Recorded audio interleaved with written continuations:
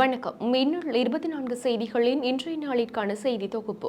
செய்தி ஆசிரியர் சபீனா சோமசுந்தரம். செய்திகளோடு இணைந்திருக்கும் நான் பாகிசன் விஜிதா. முதலில் தலைப்புச் செய்திகள். இன்று நள்ளிரவு முதல் சமையல் எரிவாயு விலை குறைக்கப்படுகின்றது. இந்த வருடம் உயர்தர பரீட்சைக்கு தோற்றியவர்களில் 10.4% மாணவர்கள் சகல பாடங்களிலும் சித்தி. போலி இந்திய கடவுச்சீட்டுகளை தயாரித்த இலங்கையர்கள் இந்தியாவில் கைது. மின்சார கட்டண முன்மொழிவு இந்த வாரம் அனுப்பி வைக்கப்படவுள்ளதாக வலுசக்தி அமைச்சர் தெரிவிப்பு. இன்றைய செய்திகளுக்கு பிரதான அனுசரணை வழங்குவோர் எலக்ட்ரானிக்ஸ், களுவாஞ்சிக்குடி, மட்டக்களப்பு. களுவாஞ்சிக்குடி வைத்தியசாலைக்கு முன்பாக அமைந்துள்ள சிங்கர் நிறுவனத்தின் அங்கீகரிக்கப்பட்ட விற்பனை முகவரான SN எலக்ட்ரானிக்ஸில் உங்கள் வீடுகளுக்கு தேவையான அனைத்து விதமான பொருட்களையும் நியாயமான விலையிலும் தரமானதாகவும் கொள்வனவு செய்யலாம். தொடர்புகளுக்கு 07773796000 மற்றும் 07761570043.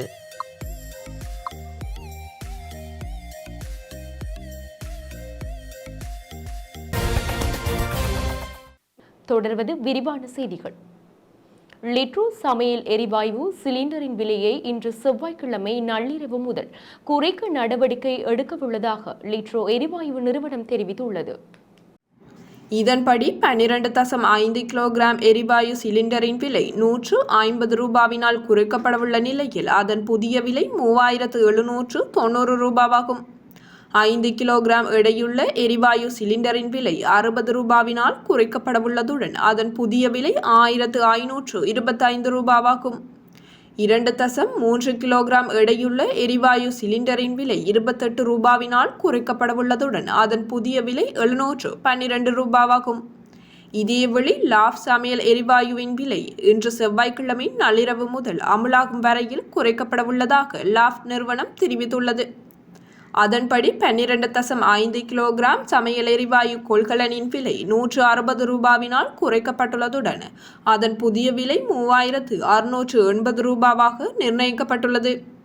5 கிலோகிராம் சமையல் எரிவாயு கொள்கலனின் விலை 65 ரூபாவினால் குறைக்கப்பட்டுள்ளதுடன் அதன் புதிய விலை 1477 ரூபாவாக நிர்ணயிக்கப்பட்டுள்ளது. 2024 ஆண்டின் 2ஆம் காலாண்டிற்கான மின்சார கட்டண முன்மொழிவு பொது பயன்பாடுகள் ஆணைக்குழுவிற்கு இந்த வாரம் அனுப்பி வைக்கப்படவுள்ளதாக வலுசக்தி அமைச்சர் கஞ்சன விஜயசேகர தெரிவித்துள்ளார். ஒவ்வொரு ஆண்டும் காலாண்டிற்கு ஒரு தடவை மின்சார கட்டணத்தில் திருத்தம் செய்ய கடந்த ஆண்டு அரசாங்கத்தினால் தீர்மானிக்கப்பட்டது.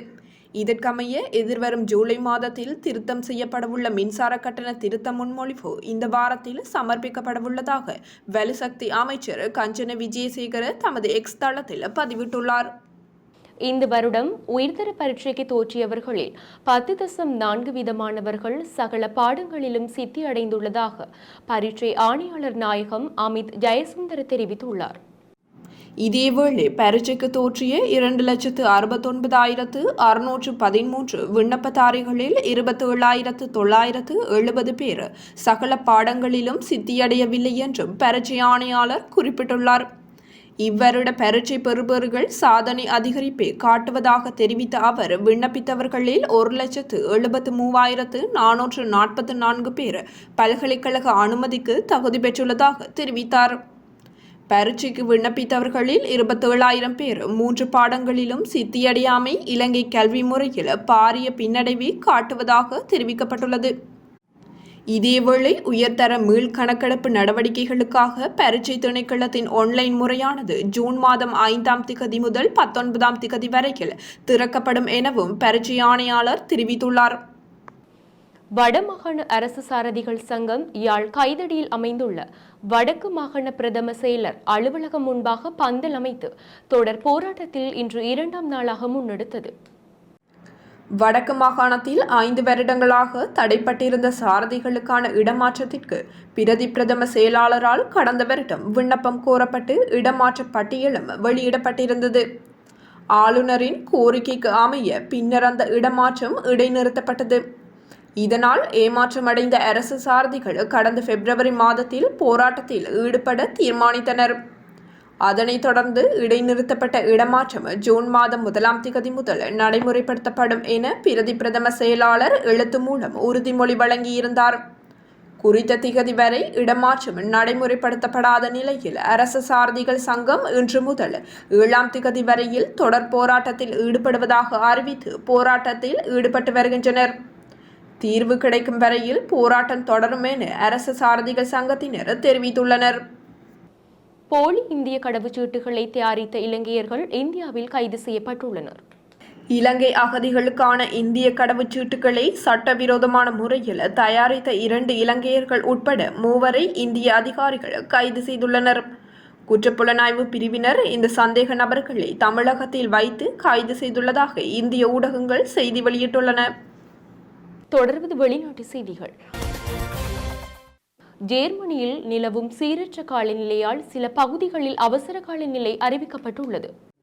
ஜேர்மனியின் பவேரியா, பேடன்-வுட்டன்பெர்க் மாகாணங்களில் கனமழை பெய்து வருகின்றது. இதனால் டோனாவு, நெக்கர், ஹுயன்ஸ் உள்ளிட்ட பல நகரங்களில் வெள்ளப்பெருக்கு ஏற்பட்டுள்ளது. இதன் காரணமாக சில ஆறுகளில் நீர்மட்டம் உயர்ந்து வருவதுடன் வெள்ளப்பெருக்கு ஏற்படும் அபாயம் உள்ளதால் அங்குள்ள 10 மாவட்டங்களுக்கு அவசர காலநிலை அறிவிக்கப்பட்டுள்ளது. வெள்ளத்தால் அதிகம் பாதிக்கப்படும் பகுதிகளிலிருந்து சுமார் 1300 பேர் வெளியேற்றப்பட்டுள்ளதுடன் மக்கள் தங்குவதற்கு பல தற்காலிக நிவாரண முகாம்கள் அமைக்கப்பட்டுள்ளதாகவும் அந்நாட்டு ஊடகங்கள் செய்தி வெளியிட்டுள்ளது. தொடர்வது விளையாட்டு செய்திகள்.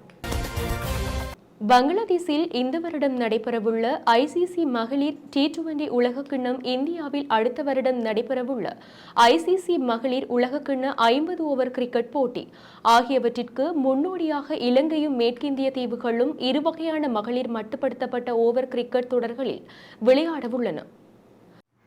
இதற்காக மேற்கிந்திய தீவுகளின் மகளிர் அணி இலங்கைக்கு வருகை தந்துள்ளது.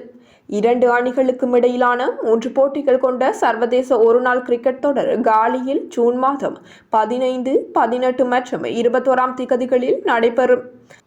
அதனைத் தொடர்ந்து ஹம்பாந்தோட்டையில் 3 போட்டிகள் கொண்ட சர்வதேச T20 கிரிக்கெட் தொடர் ஜூன் மாதம் 24, 26 மற்றும் 28ஆம் திகதிகளில் நடைபெறும். இலங்கை மகளிர் அணி இந்த தொடருக்கு பின்னர் அயர்லாந்துக்கு எதிரான தொடரில் விளையாடவுள்ளது. இத்துடன் இன்றைய நாளிற்கான நமது செய்தி தொகுப்பு நிறைவடைகின்றது. வார நாட்களில் மாலை 6 மணிக்கு நமது செய்திகளை எதிர்பாருங்கள். மேலதிக செய்திகளை பார்வையிட www.minnal24.com என்ற நமது இணையதளத்திற்குள் பிரவேசியுங்கள். நன்றி. எலக்ட்ரானிக்ஸ், களுவாஞ்சிக்குடி, மட்டக்களப்பு. களுவாஞ்சிக்குடி வைத்தியசாலைக்கு முன்பாக அமைந்துள்ள சிங்கர் நிறுவனத்தின் அங்கீகரிக்கப்பட்ட விற்பனை முகவரான SN எலக்ட்ரானிக்ஸில் உங்கள் வீடுகளுக்கு தேவையான அனைத்து விதமான பொருட்களையும் நியாயமான விலையிலும் தரமானதாகவும் கொள்வனவு செய்யலாம். தொடர்புகளுக்கு 07773796000 மற்றும் 07761570443.